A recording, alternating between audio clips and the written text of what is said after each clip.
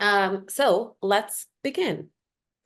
This class is called Ideating with AI, Mastering the Art of AI Enhanced Creativity. We're going to talk about those two pieces, sort of AI and creativity.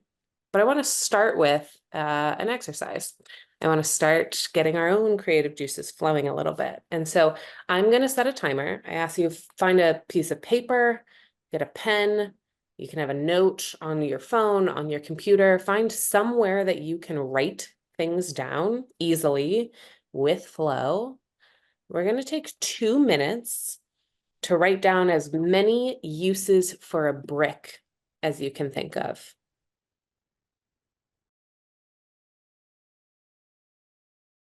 And time.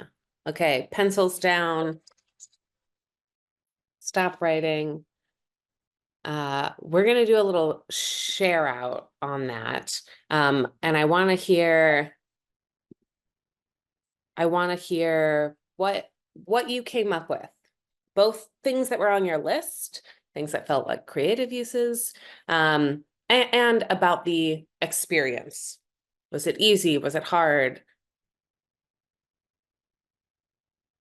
Rishi, what'd you come up with? What was your experience? Yeah, the first few were easy. Afterwards, it was like tough.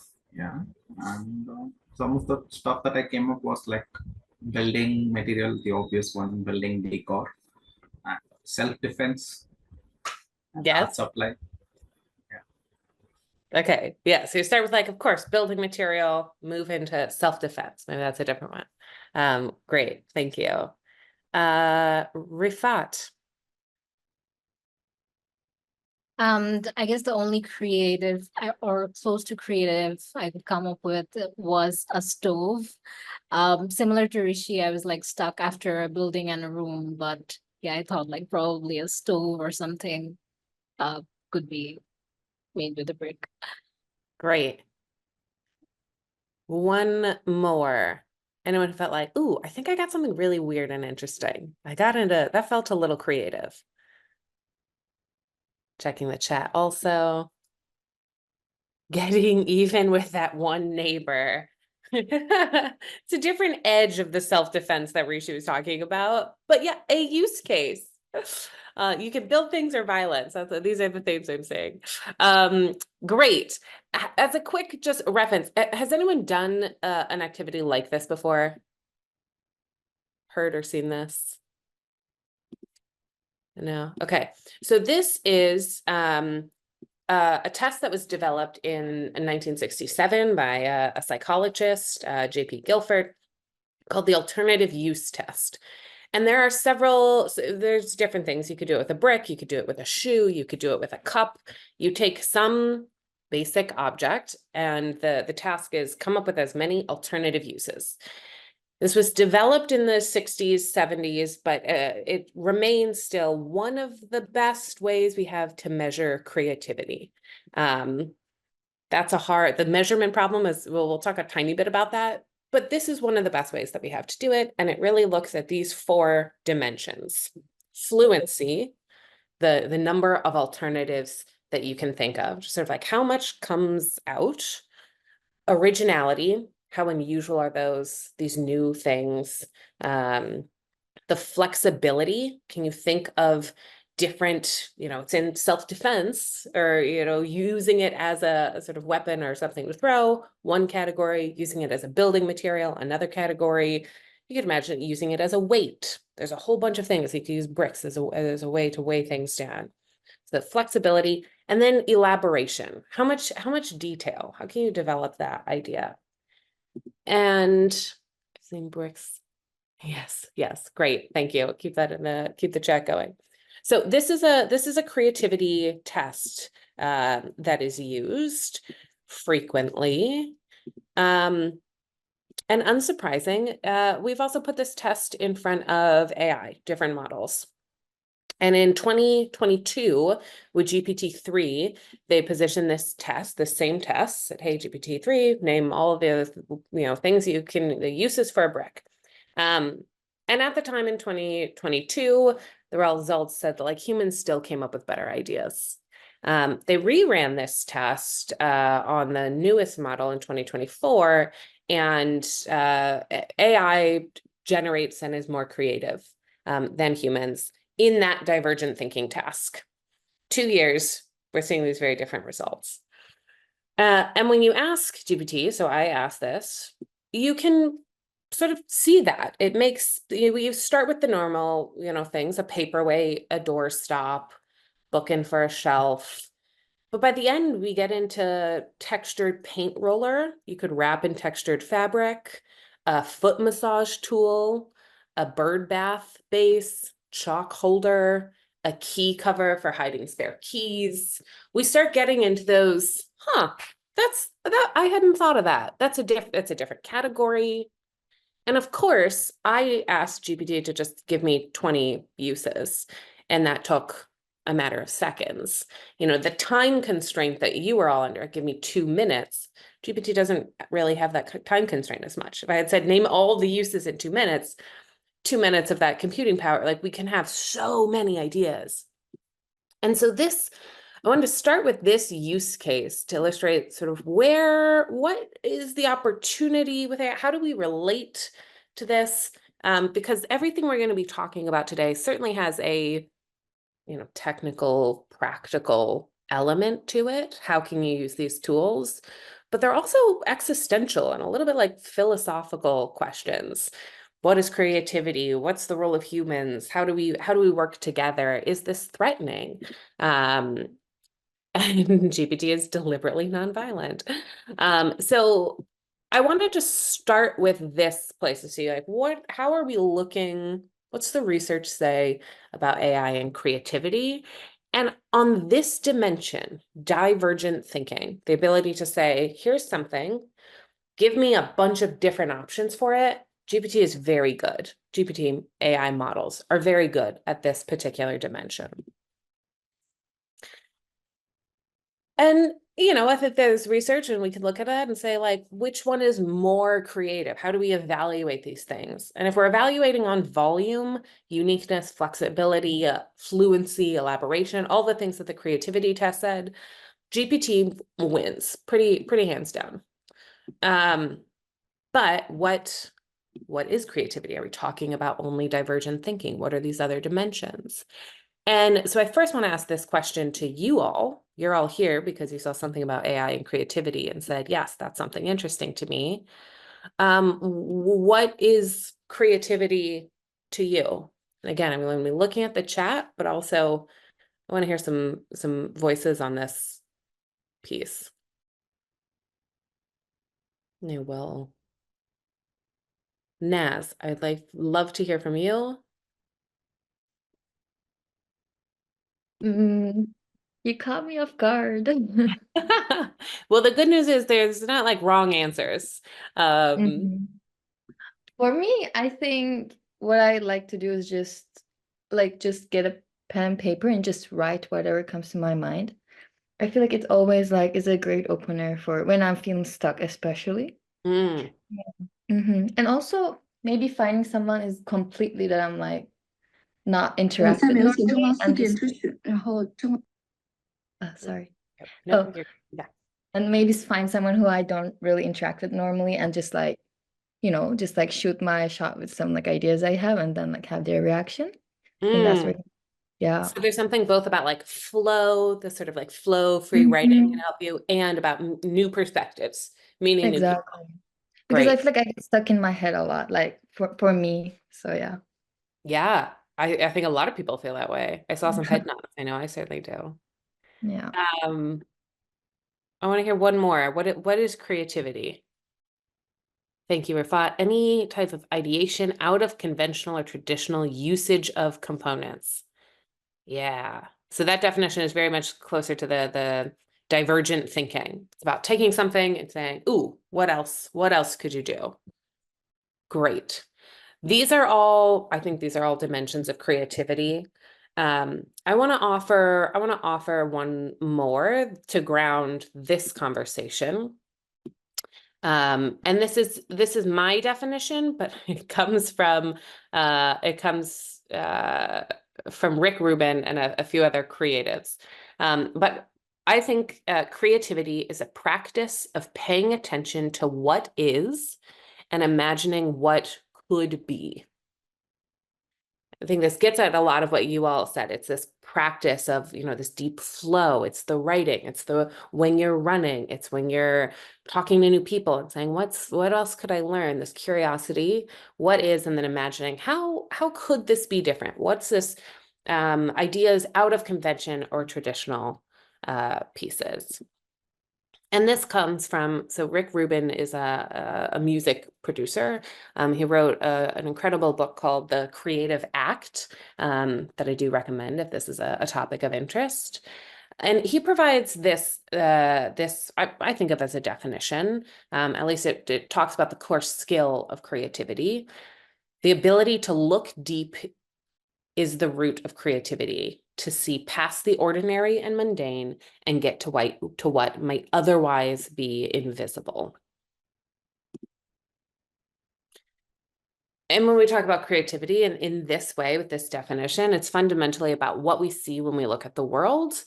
And so that's also about us. What do we see? What are our lenses of looking at the world? And so I want to share a few of just my lenses so that you know where I'm coming from, and to also think for yourself when you think about your own creative power, energy, practice. What are the things that you bring into it? And so for me, I am an artist. My first career was in theater directing. It was about making theater. I use that creative energy in different ways now. I do a lot of, startups and new product development. That's a lot of figuring out where things aren't. But at my core, this artist piece of me is very much a way I look at the world. And there are also a few beliefs here. I believe that creativity is innate in all humans, but it's a muscle that you can lose and that can be strengthened. I think if you spend time with children, you realize wow, yeah, humans are creative. We're sort of born that way. But I also believe that creativity is not unique to humans. There are other species, ways. If creativity is looking at something, paying attention, and imagining what other ways of being, I think a lot of animal life, and certainly what we're seeing out of AI, is creative. And I believe that AI, like any tool, can be used to help or to hurt.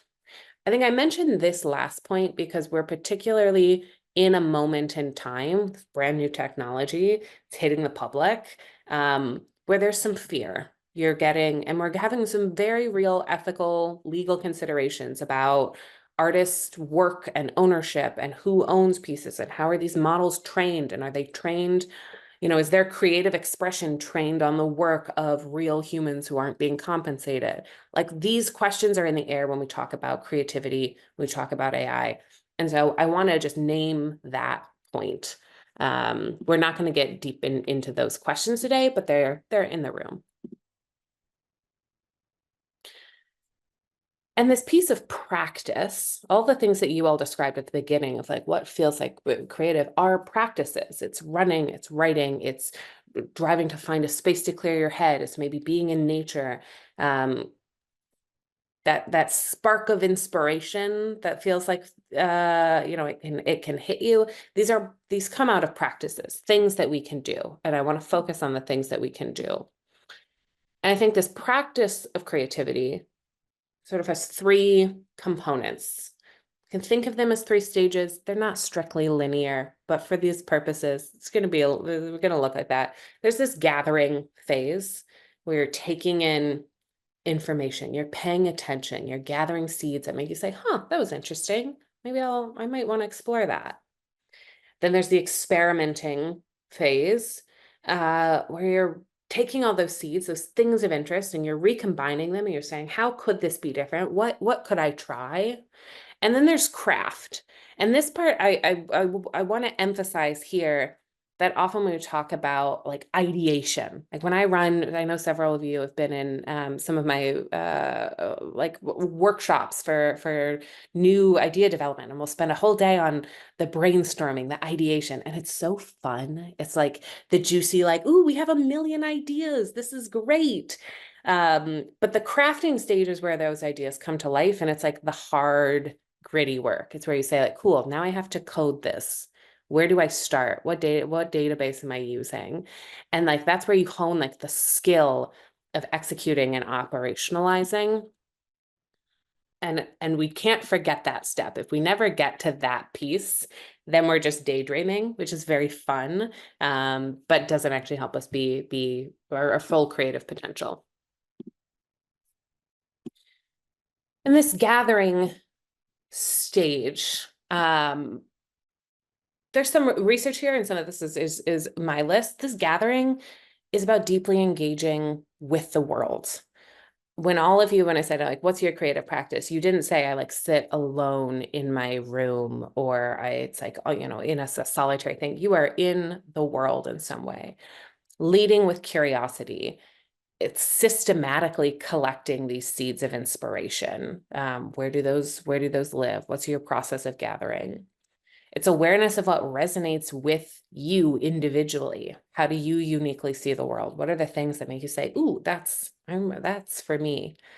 And it's also searching across history, geography, perspective. And so I want to ask you all at this stage, what are the ways that you gather creative seeds now? What is some of that practice for you? I'll say for me, I use my notes app on my phone a lot. And it's where I like write poems when they hit. It's where I'm like, I have a list that's just titled like business ideas that I'll go back to and be like, yeah, maybe I'll try that piece.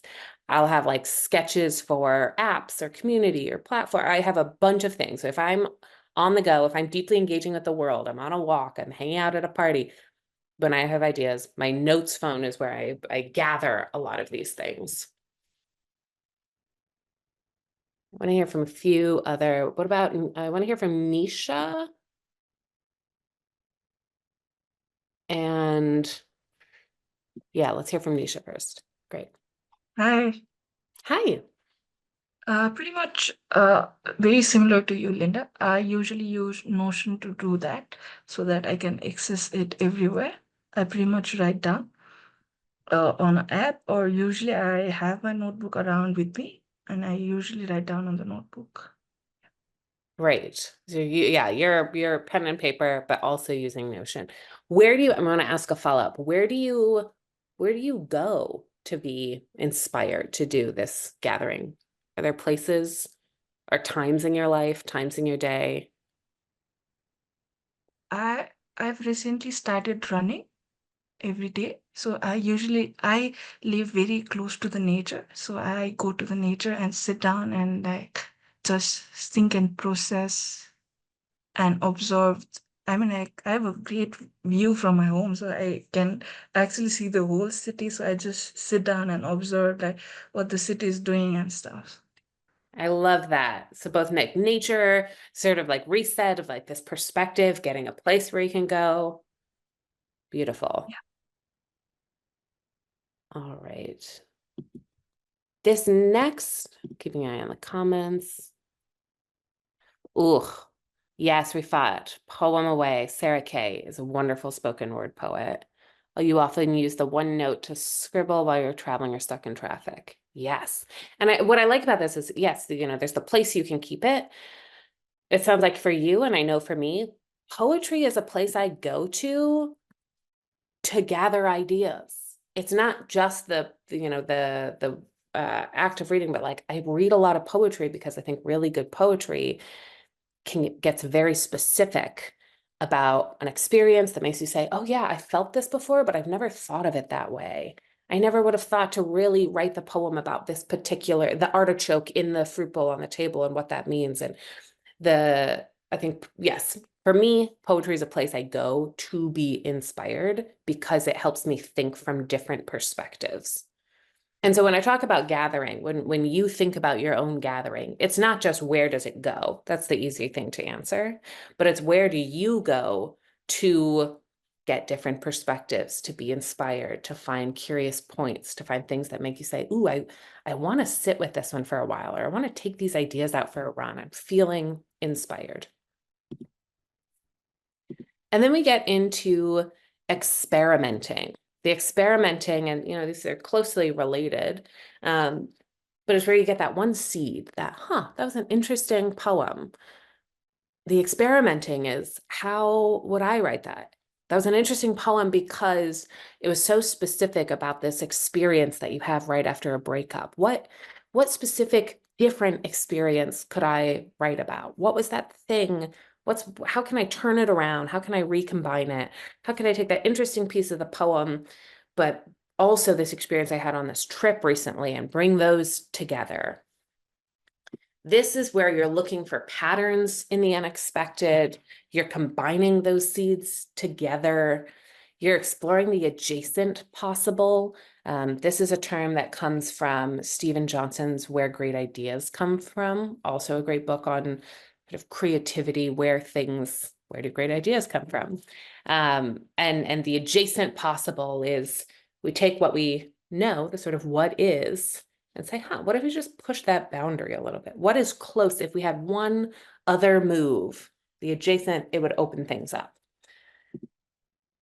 And the other piece with experimenting, and if you've been in any of my entrepreneurial classes, you will have heard this before, but is making it tangible. How do you really prototype something? How do you experiment? How do you make it? Words are great. We start from thoughts. Words get it a little more tangible, but eventually these ideas, if you want to do something with them, have to come off of the notes app in your phone or off the sticky notes. Where do we put them? Yeah, it might be an MVP. It might be a pilot. It could be diagrams. Pictures are a little more high fidelity than words. And so this is the place where we're thinking, how do we experiment? And so I want to ask you, in your creative processes currently, what does some of this experimentation look like? I see painting poetry. That sounds beautiful and like a cool experiment in writing. What is some of your practice of experimentation look like? Ikeno, I'd love to hear from you. Thank you, Linda. I'm really enjoying the session. That's why I'm just keeping quiet. But most of the time, I've gathered information or an idea that fascinates me. Most of the time, I try, implementing it. I come from this realm of engineering where we do a lot of coding and robotics. So if I see an idea, maybe it's just to adjust an arm of a robot, I tend to go to the lab and then try, to see, is that possible? Does that make sense? And Yeah. yeah, You're an engineer, you're working in the built environment. And so your experiment is like, I need to get to the lab and put some things together. That's great. That's great. yes. Yeah. And maybe just to add on, also, I love cooking. So Yeah. I end up trying things, sometimes they get banned, but, I try them. That's how I practice in experimenting. I love that answer. Yeah, cooking is a deeply creative act, and when you let yourself, experiment, and it might be bad, and that's okay. That's great. I'd love to hear some of your creative culinary experiments. And then this last phase, this crafting phase, is the labor of creativity. It's focusing on the detail. It's going to the lab. It's when you're experimenting and cooking, and you found some cool ingredients and you try it the first time and it's not good. And you have to go back and say, okay, I actually need to get better at this. What did I not do it? Was it technique? Did I need to put the butter in faster? Did I get the wrong? It's like the details of like, how do I make this better? It's both building up ideas. How could I add to this? And it's pruning back. Yikes, what do I need to take? There's too much here. It is the grunt work of putting an idea into the world. And I think this piece is the most dependent on whatever kind of creative domain you're in. If you're cooking, your craft is going to look very different than, the craft of coding something or app development. Your crafts better than anyone. But when we're thinking about, when we're trying to become more aware, practice, build up our creative practice. This craft piece is like sometimes the less fun component, and it's deeply important. And so I want to hear, we'll talk more about like, what are those crafts that you have and that you hone? And there are some ways that AI can be of assistance here. As we've talked a lot about the deeply human creative pieces, and I want to get into like, what is AI good at? And what's the opportunity here? I think when we look across models, of course, this answer is constantly changing, but there are themes that we can point to and say, ooh, AI is good at rapid idea generation. Give me 100 ideas. Take this idea and find all the different sides. Really good at that. It's good at novel combinations of existing concepts. Give me this kind of art style and this architectural movement. Put it together. What do we have? It's good at perspective shifting, saying like, tell me about this problem, but from the student's perspective instead of the teacher. It's good at pattern recognition across diverse domains. I'm interested in the pattern of creativity. Show me how creativity shows up in engineering and painting and the medical profession. And, we can look at those patterns. Expansion of initial ideas. Here's an idea. Expand on this. Tell me more. Analogical reasoning. Finding analogies and things. Good at constraint satisfaction problem. I'm trying to solve this problem and the solution needs to cost less than $10. Give me 100 ideas. Semantic network explanation. Semantic meaning like, what do these words mean to each other? Divergent thinking simulation. That's what we saw at the beginning. Conceptual blending. Contextual information, aesthetic evaluation. Here's what I think is beautiful. Tell me, find things of this way. Narrative structure generation. Tell me a story about. Metaphor creation, and then serendipitous connections. And this piece I want to talk a little about because I think maybe it was Nisha, maybe it was Rafat at the beginning said, "Ooh, one of my creative practices is like meeting new people." Across all the different creative pursuits and domains, this piece is consistent. It's like how you need to get new information into the system, the serendipity, the unexpected, the surprise. These models, they are trained, yes, to predict word after word to get us something useful, and also to have this element of surprise, the unexpected. And us as humans, that's also deeply what we look for. And when I look at these AI skills, I think we can actually put these pretty nicely. This was my list. Yours might look a little bit different, but they can help us at these different stages in the creative process. If I'm gathering, looking for pattern recognition, constraint satisfaction, semantic network exploration, like those are all tools I can use to help me gather new, interesting, more fluent, more surprising seeds.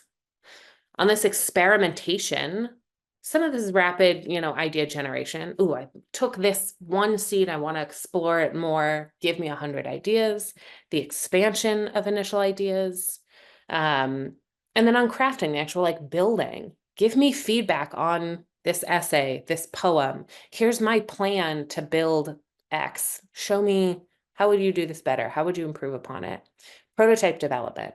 I'm not an amazing coder, built a few apps. That's not my deep craft. AI can be super helpful in that. It gives me code. That is really helping that craft element of my creativity. And then learning new craft skills, whatever those may be. And so I want to ask you,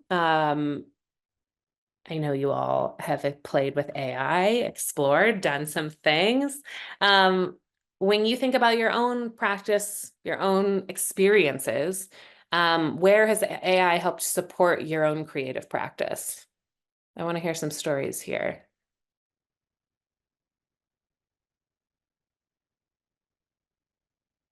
Yes, Reese.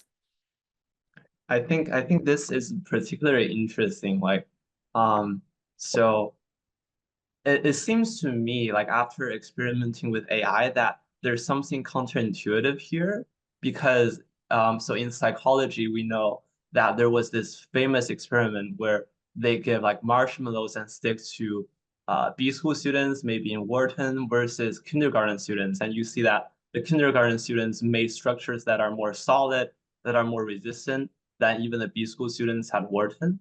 But on the other hand, for AI, it seems that the AI's performance can improve if you actually train it and you give it exemplars. But then for humans, it's different, right? Because as you grow up, you're socialized more and more. You kind of are taught what structures are not allowed, and that actually makes you perform worse. So I was kind of confused, what should we do in this case? Should we try to confine AI with no exemplars at the very early stages?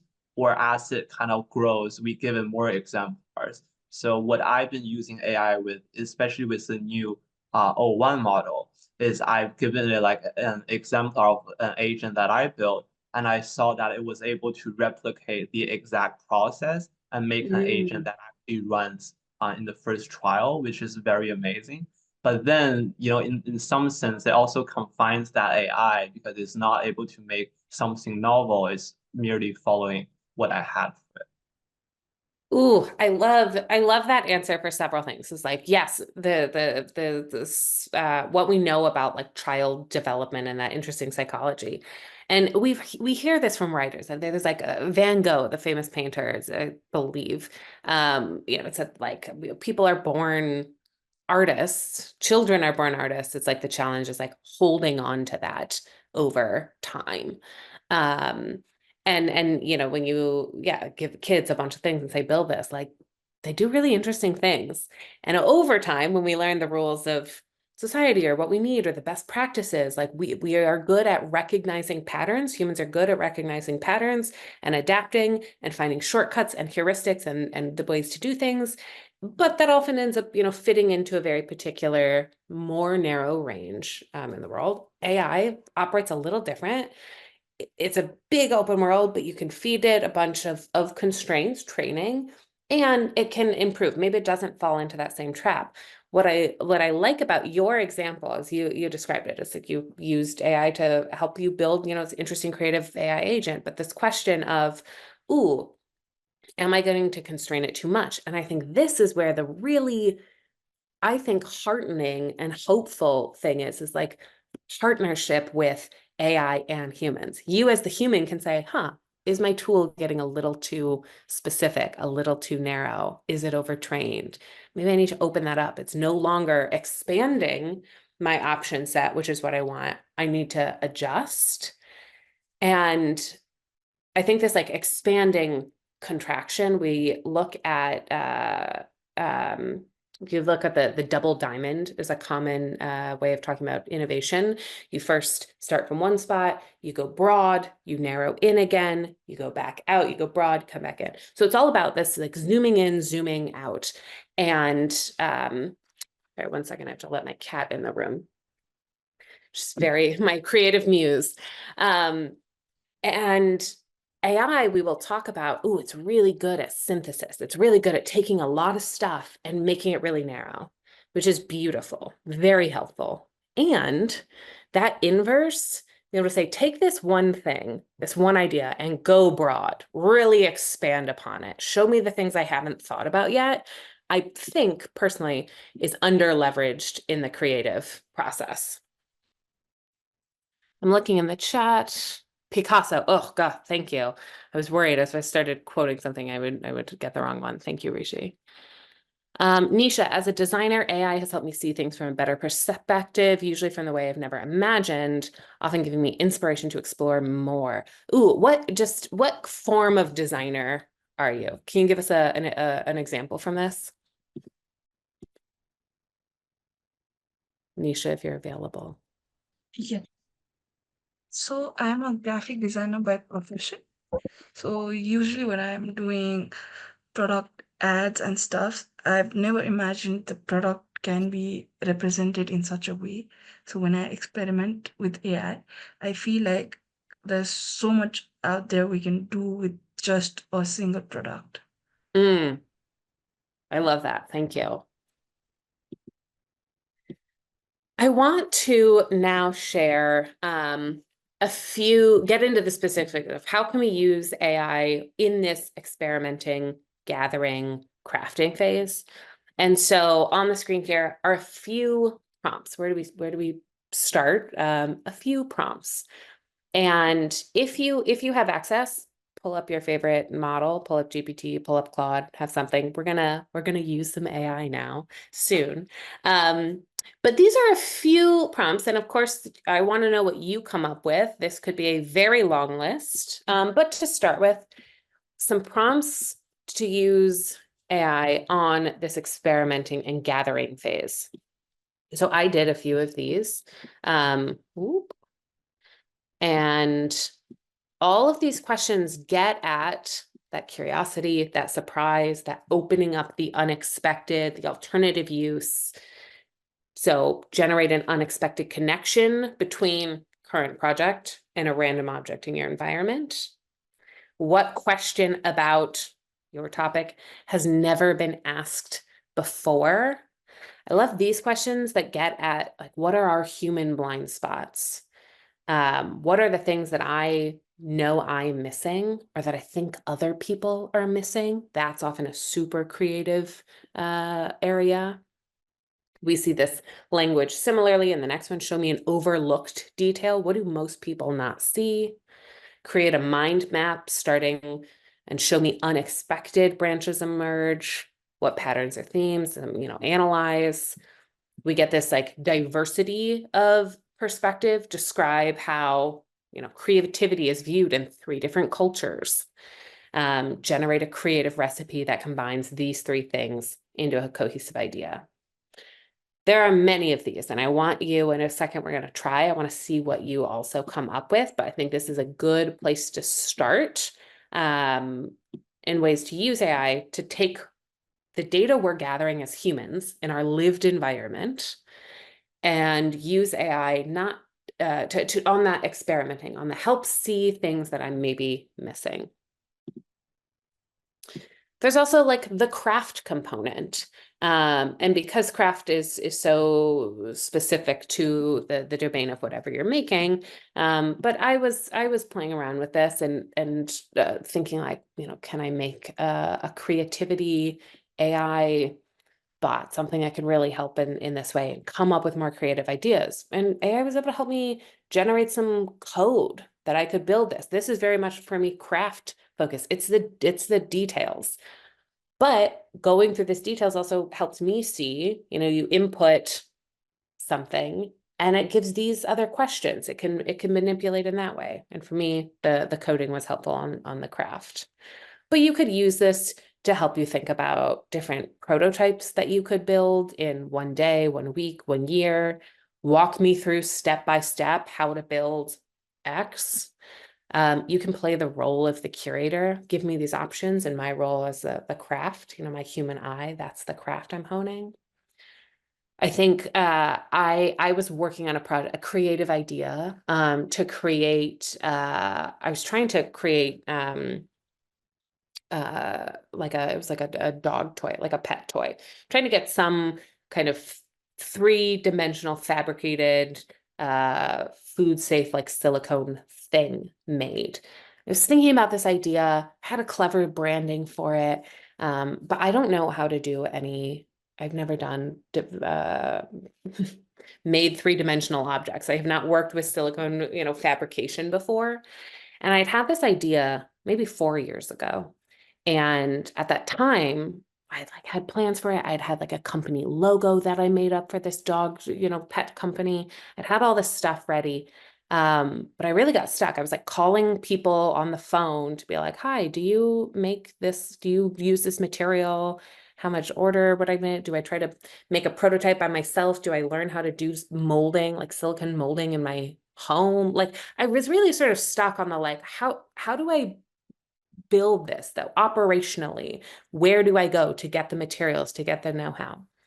I came back to this idea recently with AI and said, hey, I want to build this. These are the specs, this kind of thing. I'm in Chicago. I'm looking for manufacturers. Who do we have? Where would I start? Give me some companies. Do I start if I'm trying to make like a mock run of like 100? Do I outsource that or should I learn to just do that on my own? I really engaged with AI to ask this, and it gave me some very clear manufacturers and next steps. It gave me the project plan of where I could go. So I think on the craft side, AI can be very helpful here, especially if you're someone who has trouble getting from the fun brainstorming into the project hard work. And so I want us to now, I want us to now try some of this. I want us to learn from each other. The best way to do this is to let your own creative juices flow. And so I want you individually to get whatever model you have. And I want you to gather for 5 minutes. I want you to lead with curiosity, get surprised. This is intentionally broad. Wherever you are right now, maybe there's something you're already feeling curious about, a creative project you're working on. Maybe you're just trying to be in a receptive phase. You just want to see what's there and see what strikes you. Try to create that environment. But I want us to gather for 5 minutes. I want you to experiment for 5 minutes. Take some of those seeds, some of those things you found, turn them around, try some different prompts, see what could be there. And then I want you to craft for 5 minutes. Ask, how could you bring this idea to life? What would be required? And we're going to do these, take this like 15 minutes. And then I want you to share your creative finds. Think of this like a creativity walk. There's a structure of this I've done, in person. You can do this with groups. Maybe you have before, where you say like, oh, we're all going to go on a walk together. Maybe it's a beautiful place. Maybe it's a city. And we're going to just like be aware. We're going to pay attention, be inspired. We'll come back together and see what we have. And we're going to do that online. So imagine we're all in this walk together. And what I want you to come up with and to share with this group is like, what did you find? Where did your curiosity, your creativity lead you? I want to know what prompts you use to help you think of the unexpected, to look at different perspectives. How did you turn those ideas around? How did you open up your filters? And I'm going to share out the link to this slide deck so that you can find a slide, add your own things. But we'll do this for 15 minutes.